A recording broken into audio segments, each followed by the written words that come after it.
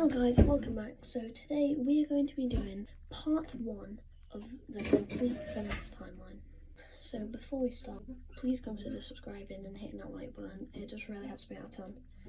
Anyway, without further ado, let's get right into it. So our story starts with one person.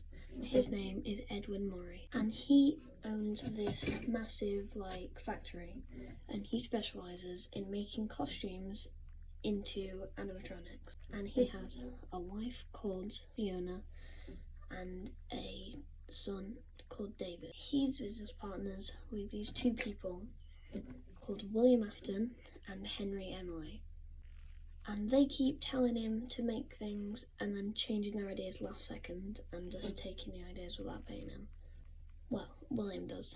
Henry doesn't know about this. So this caused them to be really angry and just make them just leave without letting them take any of their stuff.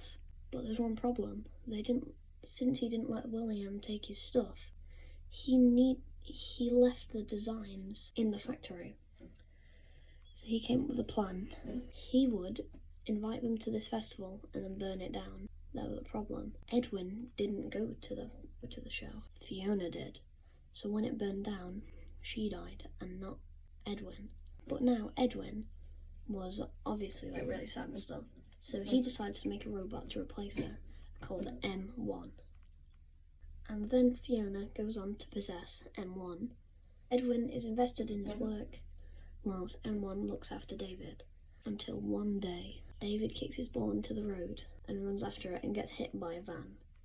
So now Edwin's really sad, right? He's lost his wife and his son. So he isolates himself into his work until one day M1 persuades him to make another robot to replace David.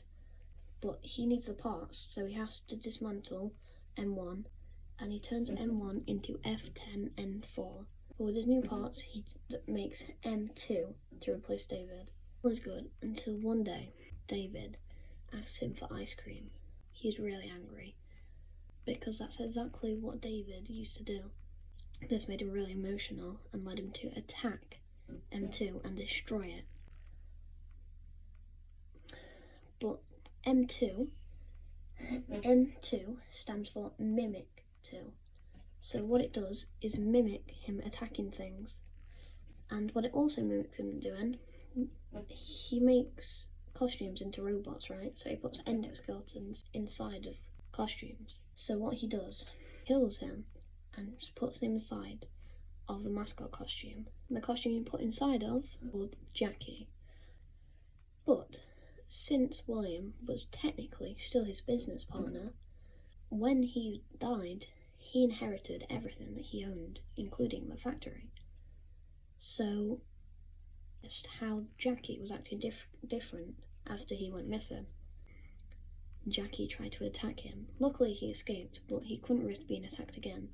So he sent some of his employees, but they kept getting killed and going missing. But finally, he sent one person. He sends a fast technician. He manages to collect all the evidence, but he wasn't being led by William to get the evidence. He was being led by F10N4. But meanwhile, William Afton and Henry Emily have made this small location called Fredbear's Family Diner. But there's one thing that's been on William's mind. How Jackie has been acting differently after he went missing. So he decided to investigate, and he found Edwin's body inside of Jackie. This led him to the conclusion that they must have been possessed. So he started to experiment. He got hallucinogenic gas and hallucination lights and sound illusion discs to make little plastic models look like ferocious nightmare animatronics, and use them to experiment on his youngest son, Dave. Obviously, this caused him to be extremely scared of the animatronics after being killed by them countless times in his nightmares, which were actually hallucinations. Whilst William was in his work, he left his eldest son, Michael, to look after him, but Michael didn't like looking after him because he was always crying and hiding. So one day, he decided to put the crying child inside of Fredbear's mouth, causing the bite of 83. And a bunch of people think that the bite of 83 was actually a springlock failure. They think the crying child's head being put in his jaw and the tears causing the springlocks to shut. But how springlocks work is you wind them back with a hand crank, and when the springlock failure is when the springlocks snap shut. But during the time, the animatronic was in animatronic mode, not suit mode, so the springlocks couldn't have failed. And now William can't recreate possessing. Now he had no one to experiment on, because he knew his son Michael experienced the same fear. So he decided to do some more experiments. His first experiment was on a dog, because driving, he felt something hit his car. He got out only to see he hit a dog, but then he realised this was the perfect opportunity for his experiment.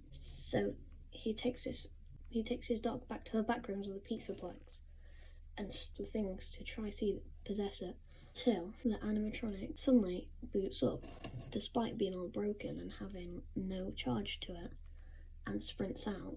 He decides to pay no attention to this, as he just came up with a groundbreaking discovery.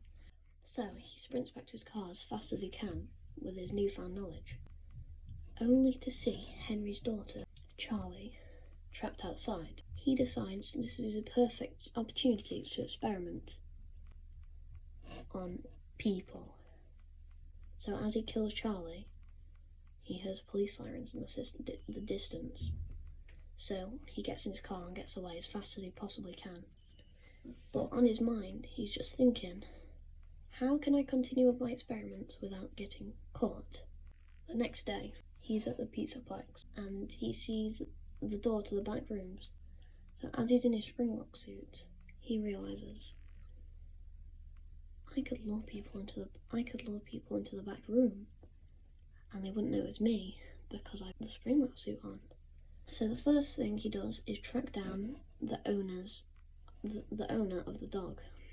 He realised that the owner was actually at his very restaurant, so that he decides to use that against them, and whispers in their ear, it's not really dead.